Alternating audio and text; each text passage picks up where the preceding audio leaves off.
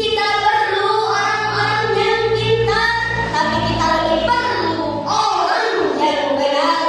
Selama ini kita iman dalam ucapan, tapi sekuler dalam perbuatan.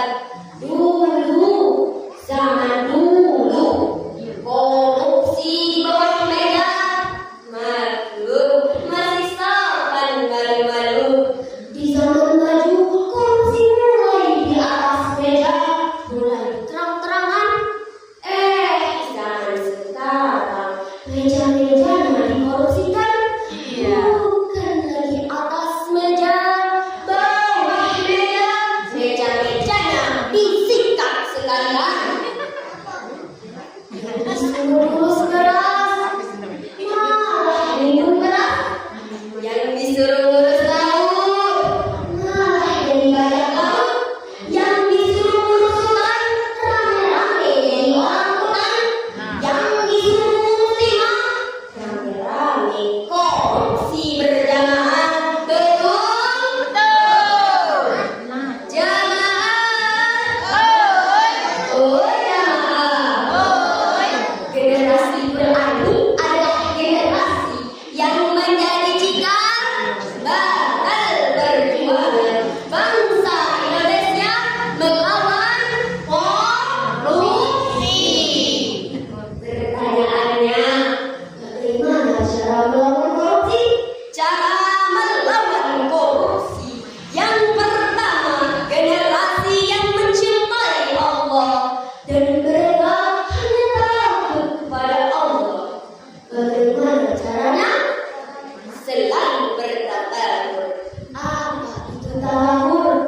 Tatabur itu adalah cara memikirkan kebesaran Allah yang sering kita sebut dengan Asmaul Husna. Yang kedua, meneladani sifat-sifat Rasulullah. Siddiq artinya benar, jujur, baik dalam ucapan maupun perbuatan. Amanah dapat dipercaya, diberikan amanah tidak khianat, diberikan amanah bertanggung jawab, tapi menyampaikan kebenaran yang diperintahkan oleh Allah. Fahana, cerdas, pandai dan bijaksana. Yang ketiga, menegakkan amar ma'ruf dan nahi munkar. Artinya menyuruh orang-orang berbuat kebaikan dan melarang orang-orang berbuat kejahatan. Yang keempat, pandai bersyukur atas nikmat yang diberikan oleh Allah. Insya Allah kita akan terhindar dari perilaku korupsi. Betul?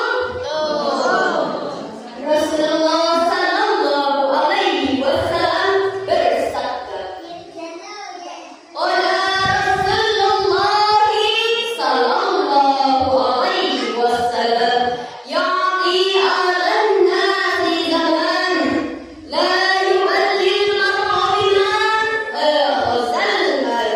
Amin, halalin, amin, haram. Artinya akan datang kepada manusia suatu zaman